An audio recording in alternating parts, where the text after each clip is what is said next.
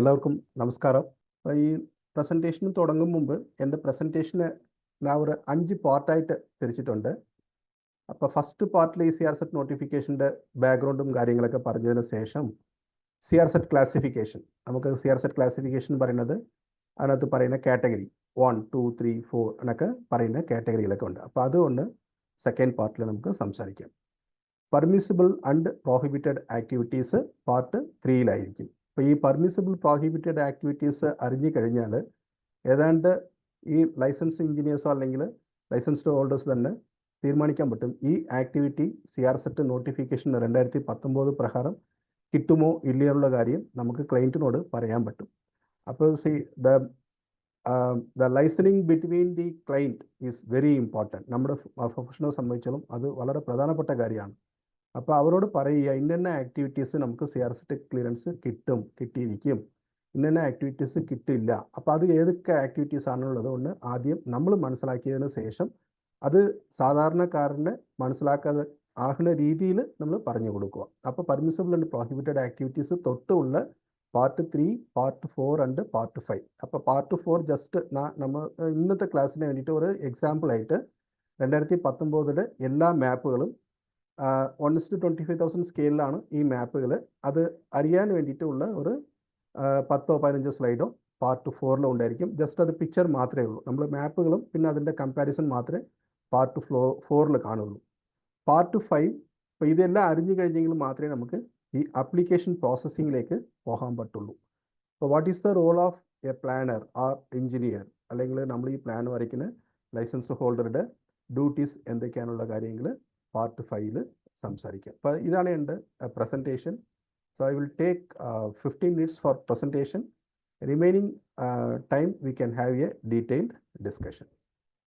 CRSET നോട്ടിഫിക്കേഷൻ്റെ background. അപ്പോൾ ഒരു നോട്ടിഫിക്കേഷൻ അല്ലെങ്കിൽ ഒരു ആക്ട് ആയെങ്കിൽ അതിൻ്റെ ഒബ്ജക്റ്റീവ്സ് ഉണ്ടായിരിക്കും. അത് ഒരു സർക്കാർ ഉത്തരവായാൽ പോലും അതിനകത്ത് ഒരു കണ്ടന്റ്. ഫസ്റ്റ് ഒബ്ജക്റ്റീവ്സ് എന്ന് പറയുന്നത് to ensure livelihood security to the fishing communities and other local communities living in the coastal areas.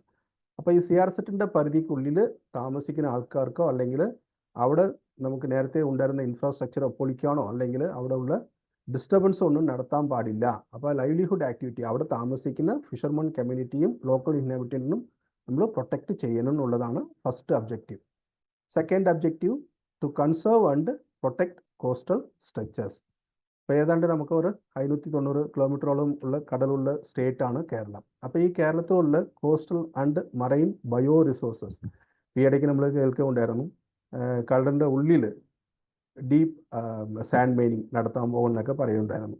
അപ്പോൾ അത്തരത്തിലുള്ള ഡീപ്പ് സാൻഡ് മൈനിങ് കേരള കോസ്റ്റിൽ നടത്താനുള്ള കാരണം എന്താണെന്ന് വെച്ചാൽ അവിടെ നമുക്ക് ഈ അറ്റാമിക് മിനറൽസ് കൂടുതലുള്ള ഒരു കോസ്റ്റലാണ് കേരളത്തിൻ്റെ കോസ്റ്റ്. അപ്പോൾ വെരി റിച്ച് ഇൻ മിനറൽസ് ആണ് നമ്മൾ കേരളം കോസ്റ്റ് എന്ന് പറയുന്നത്. അപ്പോൾ ഈ സോയിൽ കളർ നോക്കിയാൽ തന്നെ നമുക്ക് മനസ്സിലാക്കാം അത്തരത്തിൽ നമ്മൾ വാല്യൂബിൾ ഒരു കോസ്റ്റ് ലൈനാണ് 590 കിലോമീറ്റർ കേരളത്തിൽ ഉള്ളത്. അപ്പോൾ how we are going to conserve and protect, അതാണ് second objective. Then third objective നമുക്കെല്ലാം അറിയാം. ഇപ്പോൾ സീ ലെവൽ റൈസ് എന്നൊക്കെ പറയുന്ന ഒരു ക്ലൈമറ്റ് ചേഞ്ച് ആയിട്ട് ബന്ധപ്പെട്ടിട്ടുള്ള കാര്യങ്ങൾ റീസെൻ്റ്ലി കൂടുതൽ നമ്മൾ കേൾക്കുകയുണ്ടായിരുന്നു. അപ്പോൾ ഇത് യഥാർത്ഥത്തിൽ എന്താ സംഭവിക്കുന്നത് വെച്ചാൽ 169 സ്ക്വയർ കിലോമീറ്റർ എവിടെയാണ് എറണാകുളം ജില്ലയിൽ വിൽ ബി ഇന്നൻഡേറ്റഡ് എന്ന് പറഞ്ഞാൽ വെള്ളത്തിൻ്റെ താഴെ പോകാൻ സാധ്യതയുള്ള ഭൂമിയായിട്ട് IPCC, ഇത് എൻ്റെ കണ്ടുപിടുത്തല്ല, IPCC intra panel climate change എന്ന് പറയുന്ന ഇൻ്റർനാഷണൽ ഏജൻസി കേരളത്തിനെ കുറിച്ചുള്ള പഠനത്തിൽ അവർ കണ്ടെത്തിയത് ഇത്രയും ഏരിയ സീ ലെവൽ റൈസ് കാരണം വെള്ളത്തിൻ്റെ താഴെ പോകാൻ സാധ്യത ഉള്ള സ്ഥലമായിട്ട് കണ്ടെത്തിച്ചിട്ടുണ്ട്. അപ്പോൾ അതിലൊരു മെയിൻ ഏരിയ വാട്ടർ ഏരിയയാണ് ക്രിട്ടിക്കൽ വൾണറബിൾ കോസ്റ്റൽ ഏരിയ എന്നൊക്കെ CRSET നോട്ടിഫിക്കേഷനകത്ത് പറയുന്ന ആ വേമ്പനാട് കായൽ. അപ്പോൾ ഈ വേമ്പനാട് കായൽ പോലത്തെ ഏരിയയിൽ കൂടുതൽ പ്രൊട്ടക്ഷൻ വേണമെന്നുള്ളതാണ് ഈ പറയുന്ന നോട്ടിഫിക്കേഷൻ്റെ ഒന്നാമത്തെ ഒബ്ജക്റ്റീവ്. അപ്പോൾ ഇത് കൂടാതെ natural hazards in coastal areas and sea level rise due to global warming കൂടി ഈ നോട്ടിഫിക്കേഷനകത്ത് അഡ്രസ്സ് ചെയ്യുന്നുണ്ട്. നമ്മൾ വിചാരിക്കുന്നത് CRSET നോട്ടിഫിക്കേഷൻ പറഞ്ഞാൽ ഒരു ആപ്ലിക്കേഷൻ സബ്മിറ്റ് ചെയ്യുക, അതിൻ്റെ ക്ലിയറൻസ് എടുക്കുക, അത് മാത്രമല്ല അത് കൂടാതെയുള്ള ഒബ്ജക്റ്റീവ്സ് ആണ് ഞാൻ ഇപ്പോൾ ജസ്റ്റ് വായിച്ചത്. ഇനി കേരളത്തിനെ പോലെ ബാക്കിയുള്ള സ്റ്റേറ്റുകൾ 9 സ്റ്റേറ്റുകളും 4 യൂണിയൻ ടെറിട്ടറീസുമാണ് ഇന്ത്യ കോസ്റ്റലിൽ ഉള്ള സ്റ്റേറ്റിൻ്റെ ലിസ്റ്റ് ആൽഫബറ്റിക് ആർഡർ ഇവിടെ വെച്ചിട്ടുള്ളതേ ഉള്ളൂ. അപ്പോൾ there are 9 coastal States and 4 numbers of union territories. Union territories blue in കളറിൽ കാണിച്ചിട്ടുണ്ട്. കേരളത്തിന് മാത്രം ഗാഡ്സ് ഓൺ കൺട്രി ആയതുകൊണ്ട് പച്ച നിറത്തിൽ കാണിച്ചിട്ടുണ്ട്. ഓക്കെ, അപ്പോൾ CRZ നോട്ടിഫിക്കേഷൻ 2019 പുറപ്പെടുവിച്ച തീയതി 18/1/2019. അപ്പോൾ അത് കഴിഞ്ഞിട്ട് 2 അമെൻമെൻറ്റും കൂടി ഈ നോട്ടിഫിക്കേഷനിൽ മിനിസ്ട്രി ഇറക്കിയിട്ടുണ്ട്. അപ്പോൾ ഈ നോട്ടിഫിക്കേഷൻ്റെ അമെൻമെൻറ്റ്, ഈ ഫസ്റ്റ് അമെൻമെൻറ്റ് നമ്മൾ വായിക്കുന്നത് bund or sluice gate prior to 19/2/1991. അപ്പോൾ ഈ 19/2/1991 തീയതി പറയാനുള്ള കാരണം ഫസ്റ്റ് നോട്ടിഫിക്കേഷൻ വന്ന തീയതിയാണ് 19/19/1991 പുറപ്പെടുവിച്ച നോട്ടിഫിക്കേഷൻ.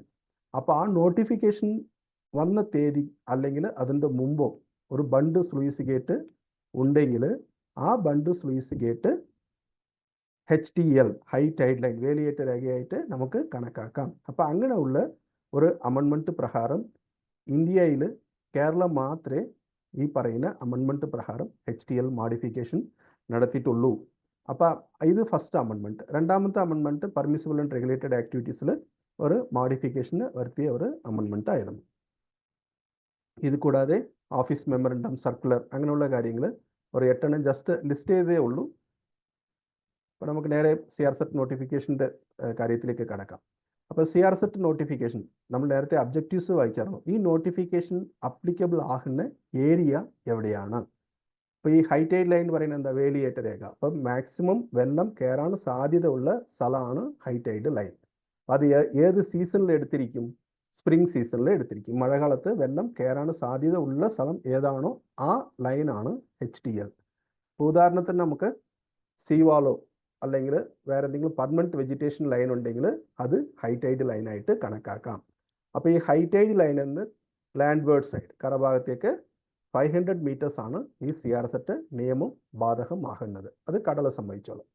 അപ്പോൾ കടലല്ലാതെ വേറെ ഏതെങ്കിലും വാട്ടർ ഏരിയ ഉണ്ടായിരിക്കുമോ എന്നൊക്കെ ചോദിച്ചാൽ നമ്മൾ അത് എന്ത് പറയും? ടൈഡൽ ഇൻഫ്ലുവൻസ്ഡ് വാട്ടർ ബോഡിയും പറയും. അപ്പോൾ കടലോട് ചേർന്ന് കിടക്കുന്ന ഈ നദിയോ തോടോ ഉണ്ടെങ്കിൽ അത് ഫിക്സ് ചെയ്യുന്നത് എങ്ങനെയാണെന്ന് വെച്ചാൽ ഉപ്പിൻ്റെ concentration, salinity concentration more than 5 parts per 1000. അപ്പോൾ മോർ ദൻ 5 പാർട്സ് പെർ 1000 ഉള്ള നദിയോ തോടോ ആ എൻഡ് വരെ ഉള്ള ഏരിയയും കൂടി CRZ പരിധിക്കകത്ത് ഉണ്ടായിരിക്കും.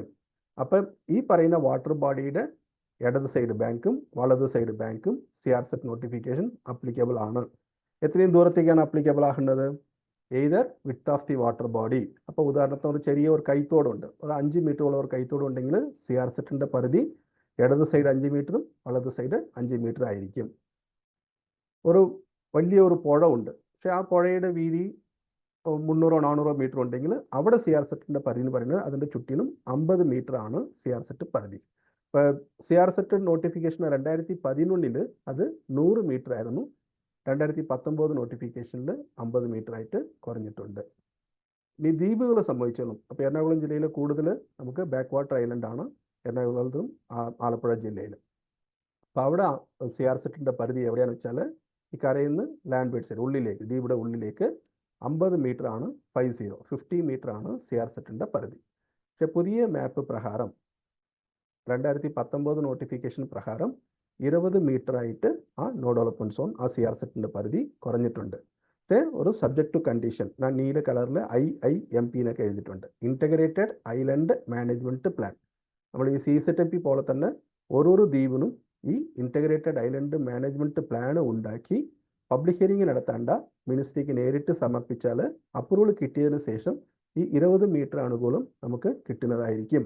അപ്പോൾ ഈ മാപ്പ് ഉണ്ടാക്കാൻ വേണ്ടിയിട്ട് NCSEM എന്ന് പറയുന്ന ഏജൻസിക്ക് നമ്മൾ കേരളത്തിലുള്ള എല്ലാ ദ്വീപുകളുടെയും IIMP ഉണ്ടാക്കാൻ പറഞ്ഞിട്ടുണ്ട്.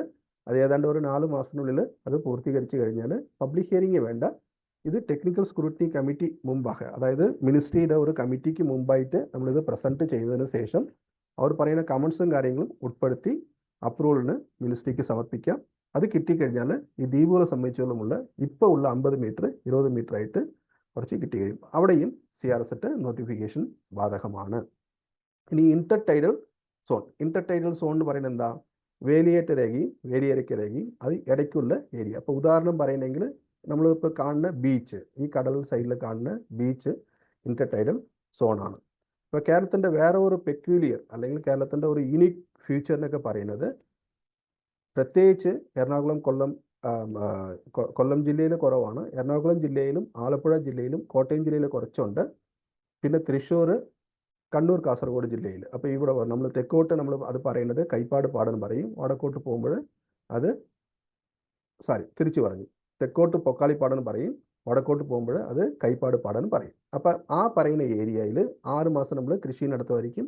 6 മാസം അക്വാകൾച്ചർ ആക്ടിവിറ്റി, മീൻ വളർത്തലും ബാക്കിയുള്ള കാര്യങ്ങളൊക്കെ നമ്മൾ ചെയ്യുമായിരിക്കും. ആ ഏരിയയും കൂടി ഇൻ്റർടെറിയൽ സോണായിട്ട് നമുക്ക് ഈ 2019 മാപ്പിൽ കാണിച്ചിട്ടുണ്ട്. പക്ഷേ ഇവിടെയാണ് ഈ പറഞ്ഞ ബണ്ട് സ്ലൂയിസ് ഗേറ്റുകൾ കൂടുതലും ഉണ്ടായിരുന്നു. അപ്പോൾ ആ കൂടുതലുണ്ടായിരുന്ന ആ ബണ്ടുകളും സ്ലൂയിസ് ഗേറ്റ് നമ്മൾ കണക്ട് ചെയ്തിട്ട് പഴയ HTL 2011 HTL മോഡിഫൈ ചെയ്തപ്പോൾ ഒരുപാട് ഏരിയ CRZ നിന്ന് പുറത്തായിട്ടുണ്ട് 2019 മാപ്പിൽ. നമുക്ക് ആ മാപ്പ് ഒരുപാട് കണ്ടാൽ മനസ്സിലാവും. ഇത് കൂടാതെ കടലിൻ്റെ ഉള്ളിലേക്ക്, കടൽ സൈഡിലേക്ക് 12 നാട്ടിക്കൽ, ഏതാണ്ട് 23 കിലോമീറ്ററോളം CRZ ഏരിയ കടലിൻ്റെ ഉള്ളിലേക്ക് ഉള്ള ഏരിയയും ഈ നോട്ടിഫിക്കേഷൻ ബാധകമാകുന്ന ഏരിയയാണ്. അപ്പോൾ ഇത്രയും ഏരിയയിലാണ് CRZ നോട്ടിഫിക്കേഷൻ 2019 അപ്ലിക്കബിൾ ആകുന്നത്. അപ്പോൾ നമ്മൾ ആ മാപ്പ് നോക്കിക്കഴിഞ്ഞാൽ കോസ്റ്റൽ സോൺ മാനേജ്മെൻറ്റ് പ്ലാൻ, നമ്മൾ നേരത്തെ സംസാരിച്ച ലെൻസ് ഫെറ്റഡ് ഉദ്യോഗസ്ഥന്മാർ പറഞ്ഞതെന്ന് വെച്ചാൽ CZMPയുടെ പബ്ലിക് ഹിയറിങ്ങും ബാക്കിയുള്ള കാര്യങ്ങളൊക്കെ ഉണ്ടായിരുന്നു. പക്ഷേ അപ്പോൾ നമ്മൾ കാണിച്ച മാപ്പിനകത്ത് ഉണ്ടായിരുന്ന ഈ രേഖകളാണ് high tide line, low tide line, hazard line, territorial limit. അപ്പോൾ ഒരു മാപ്പ് എടുത്തു കഴിഞ്ഞാൽ അതിനകത്ത് കുറേ റെഗുലേറ്ററി ലൈൻസ് ഒക്കെ ഉണ്ടായിരിക്കും. 20 metre line, 50 metre line, 200 metre line, 500 metre line എന്നിവ ലൈനുകൾ നമ്മൾ ആ നോട്ടിഫിക്കേഷനകത്ത് ഡിഫറെൻറ്റ് കളർ കോഡ്സിൽ കാണിച്ച് അത് ലെജൻഡായിട്ട് തന്നെ നമുക്ക് വലത് സൈഡിൽ, ആ മാപ്പിൻ്റെ വലത് സൈഡിൽ ഈ ഡീറ്റെയിൽസ് ഉണ്ടായിരിക്കും. അപ്പോൾ നമുക്ക് ക്ലാസിഫിക്കേഷനിലേക്ക് പോകാം. ബാക്ക്ഗ്രൗണ്ട് കഴിഞ്ഞു, ക്ലാസിഫിക്കേഷനിലേക്ക് പോകാം. CRZ 1, 2, 3, 4. അപ്പോൾ ഇതിൽ കുറച്ച് സബ് ഡിവിഷൻസ് ഒക്കെ നടന്നിട്ടുണ്ട്. CRZ 1 എന്നൊക്കെ പറയുന്നത് 1A ആയിട്ടും 1B ആയിട്ടും 2 സബ് കാറ്റഗറി ആയിട്ട് തിരിച്ചിട്ടുണ്ട്.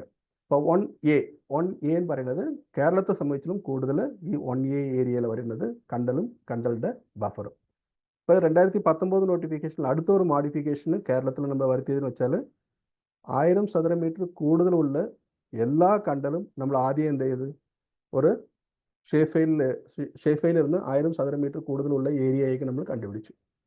അതിൽ നിന്ന് സർക്കാർ ഭൂമി ഏതാണ്, സ്വകാര്യ ഭൂമി ഏതാണുള്ളത്, KFRI, Kerala forest research institute എന്ന് പറയുന്ന ഇൻസ്റ്റിറ്റ്യൂട്ടിനെ കൊണ്ട് നമ്മൾ എന്ത് ചെയ്ത് ഇതിൻ്റെ ഓണർഷിപ്പ് കണ്ടുപിടിച്ചായിരുന്നു. അപ്പോൾ ഈ ഓണർഷിപ്പ് കണ്ടുപിടിച്ചപ്പോൾ സർക്കാർ ഭൂമിയിൽ മാത്രമേ ഈ പറയുന്ന 50 മീറ്റർ ബഫർ 2019 മാപ്പിൽ വരച്ചിട്ടുള്ളൂ.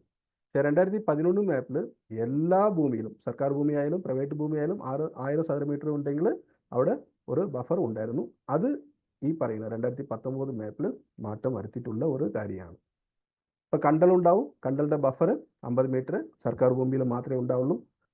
കോറൽ റീഫ്, സാൻഡ് ഡ്യൂൺസ് ഒക്കെ നമുക്ക് വളരെ കുറവാണ്. Biologically active mud flats, national park. അപ്പോൾ ഈ ലിസ്റ്റിൽ, ഞാൻ ഇവിടെ കാണിച്ചിരിക്കുന്ന ലിസ്റ്റിൽ ഉള്ളതാണ് CRZ 1A. അതിൽ കേരളത്തിലുള്ളത് കണ്ടലും കൂടാതെ ടർട്ടിൽ നെസ്റ്റിംഗ് സൈറ്റും ബേർഡ് നെസ്റ്റിംഗ് സൈറ്റുമാണ്. പിന്നെ 2-3 സ്ഥലത്ത് നമുക്ക് ഈ ആർക്കിയോളജിക്കൽ ഇമ്പോർട്ടൻറ്റ് സൈറ്റ്സ്, അത് കണ്ണൂർ ജില്ലയിലും തിരുവനന്തപുരം ജില്ലയിലും 2-3 സ്ഥലത്ത് ഉണ്ട്. അപ്പോൾ അതെല്ലാം നമ്മൾ CRZ 1A എന്നൊക്കെ പറയുന്ന ഇക്കോളജിക്കലി സെൻസിറ്റീവ് ഏരിയ ആയിട്ട് ക്ലാസിഫൈ ചെയ്തിട്ടുണ്ട്. 1B ഞാൻ നേരത്തെ പറഞ്ഞത് പൊക്കാളിപ്പാടായിരിക്കാം, കൈപ്പാടുപാടായിരിക്കാം, അല്ലെങ്കിൽ ബീച്ച് ഏരിയ ആയിരിക്കാം. അതാണ് CRZ 1B. CRZ 2 എന്നൊക്കെ പറയുന്നത് 2011 നോട്ടിഫിക്കേഷനിൽ മുനിസിപ്പാലിറ്റിയും മുനിസിപ്പൽ കോർപ്പറേഷനുമായിരുന്നു. കൂടാതെ 2019 നോട്ടിഫിക്കേഷനിൽ 66 നഗരസ്വഭാവമുള്ള ഗ്രാമപഞ്ചായത്തുകളും കൂടി CRZ 2 മേഖലയ്ക്കകത്ത് ഉൾപ്പെടുത്തിയിട്ടുണ്ട്. അപ്പോൾ ഇത് ഒരു മോസ്റ്റ് ഡെവലപ്ഡ് ഏരിയ എന്നുള്ള ഒരു കോൺസെപ്റ്റിലാണ് CRZ 2യുടെ ക്ലാസിഫിക്കേഷൻ. അതിൻ്റെ ഡെഫിനേഷൻ ആ സ്ലൈഡിൽ വെച്ചിട്ടുണ്ട്. എനിക്ക് റെക്കോർഡിങ് നടക്കുന്നുണ്ട്, അല്ലെങ്കിൽ ഞാൻ ഇത് പിന്നീട് ഈ സ്ലൈഡിൽ ഷെയർ ചെയ്ത് തരാം. അപ്പോൾ CRZ 3 again sub classification 3A and 3B. അപ്പോൾ ഇത് പോപ്പുലേഷൻ ഡെൻസിറ്റിയുടെ അടിസ്ഥാനത്തിലാണ് ഈ പറയുന്ന ക്ലാസിഫിക്കേഷൻ A ആയിട്ടും B ആയിട്ടും തരംതിരിച്ചത്. അപ്പോൾ 2011 നമുക്ക് ലാസ്റ്റ് സെൻസസ് നടന്നത്. അപ്പോൾ ആ സെൻസസിൽ 2161 പെർ സ്ക്വയർ കിലോമീറ്റർ ഡെൻസിറ്റി കൂടുതലുള്ള ഏരിയ CRZ 3A ആയിട്ടും കുറവായിട്ടുള്ള പഞ്ചായത്തുകൾ CR-സെറ്റ് 3B ആയിട്ടും ക്ലാസിഫൈ ചെയ്തിട്ടുണ്ട്. അപ്പോൾ 3Aയിലുള്ള അഡ്വാൻറ്റേജ് എന്ന് വെച്ചാൽ 2011 നോട്ടിഫിക്കേഷനിൽ കടലെ സംബന്ധിച്ചുള്ള നോ ഡെവലപ്മെൻറ്റ് സോൺ എത്രയായിരുന്നു? 200 മീറ്റേഴ്സ് ആയിരുന്നു. കടലിൽ നിന്ന് 200 മീറ്റേഴ്സ് ആയിരുന്നു CR-സെറ്റിൻ്റെ നോ ഡെവലപ്മെൻറ്റ് സോൺ. അപ്പോൾ 3A പഞ്ചായത്തുകളിൽ 200-നുള്ളത് 50 മീറ്റർ ആയിട്ട് കുറഞ്ഞിട്ടുണ്ട്. അപ്പോൾ 3Bയിൽ ദർ ഇസ് നോ ചേഞ്ച്, പഴയ തന്നെയാണ്, 200 മീറ്റർ തന്നെയാണ് നോ ഡെവലപ്മെൻറ്റ് സോൺ. അപ്പോൾ ഇതാണ് 2011-ഉം 2019 തമ്മിലുള്ള CR-സെറ്റ് 3 മേഖലയിൽ ഡിഫറൻസ്. CR-സെറ്റ് 3A എന്ന ഇടത് സൈഡിൽ കാണിച്ചിരിക്കുന്ന ചിത്രം 3A. അപ്പോൾ കടലിൽ നിന്ന് 50 മീറ്റർ ആണ് no development zone, 50 to 500 metre 3A. HTL to 200 metre is ND-Z, 200 to 500 metre is 3B. അപ്പോൾ ഇതിനകത്ത് പെർമിസിബിൾ ആക്ടിവിറ്റീസ് എന്തൊക്കെയാണുള്ളത് ഇനി വരുന്ന സ്ലൈഡിൽ നമുക്ക് വിശദമായിട്ട് കാണാം.